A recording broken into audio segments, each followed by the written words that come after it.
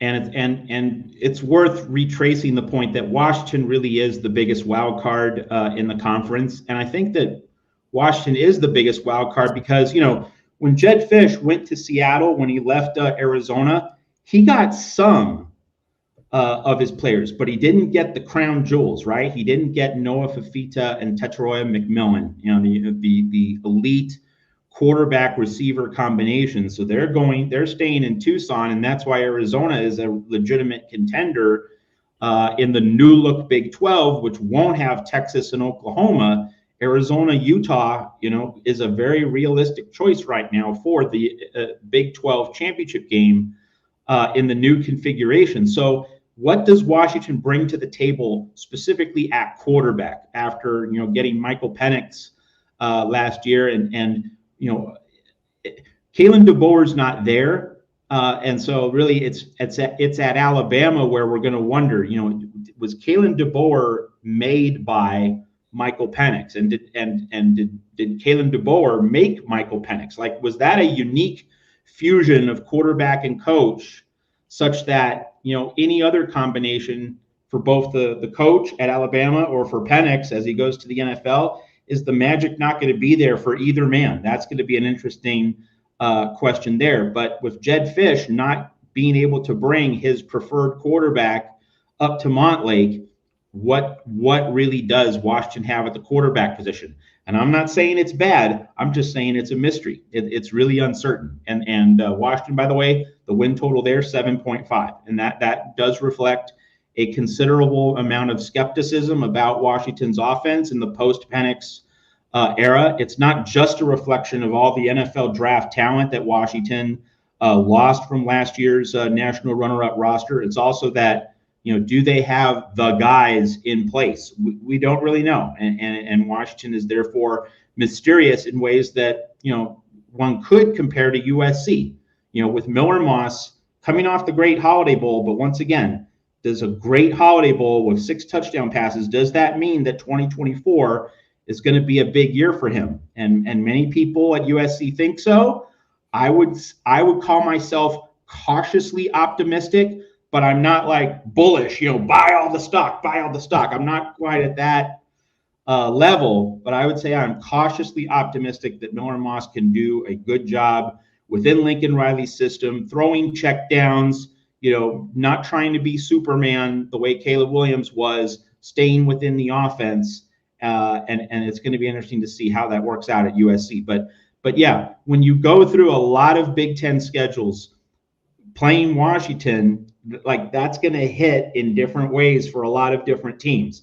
Like, is it good that you're playing Washington this year, or is it not? We don't know. And that definitely lends a lot of added drama to these projected win totals that we're all talking about right now. Yeah, I am not Mr. Over-Under win totals guy, so I will be making some win total selections at some point in the summer. But folks, for merely entertainment purposes only, this is not my thing. I'm not a handicapper. I'm not an odds maker. I do it for fun. Do I do a decent job? Yeah, I can't tell you for sure. I've not necessarily kept track of it, but I did for a couple of years and did fairly well, but in no way am I that guy. The one thing that I have noticed, Matt, is that generally, if you understand the betting odds out there, and some people will be way above this level of explanation 101, others you have no idea what I'm talking about, but you will see the number frequently next to a wager of a football game or a wins total that says minus 110. So typically what Vegas does in a matchup of, let's take, for example, USC and UCLA, and USC is a touchdown favorite. Well, that point spread is basically evening out the odds of selecting that game correctly one way or the other. And you usually minus 110 means you have to play $110 to win $100 back. Therefore, you can do the math and see that Vegas takes its roughly 10% cut. But I've noticed with these win totals, Matt, when they were all released earlier by DraftKings and some other services, that they very much leaned these heavily in one direction. So Ohio State might be 10.5, but they pretty much let you know, we think they're going 11-1. So we're paying off 10-2 big. So if you really want to take that gamble on that, you're gonna win big on the 10-2. You're not gonna win so much. So they know what they're doing, obviously. But I noticed that with most of them, that they weren't even money selections.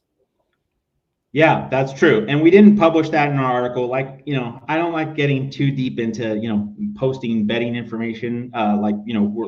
We want to create curiosity, because betting lines are a natural driver of interest and conversation. But we don't want to just dump tons of betting information on our audience. And yeah, so we didn't publish that in our article today at Trojans Wire. But yes, one side of the over under would be minus 150, the other would be plus 125, something like that. One would be minus 130, the other would be plus 115. So yeah, it is interesting that there was a little bit of a lean, toward one side, and it's fascinating how, that's gonna. Some people will say, oh, if Vegas thinks that's the way it's going to go, then I should hop on that train. But others will say, oh, I can get more plus money. I can get a higher plus price going the other way. Classic bettor's dilemma. So yeah, it's very interesting to contemplate that. That's well spotted by you.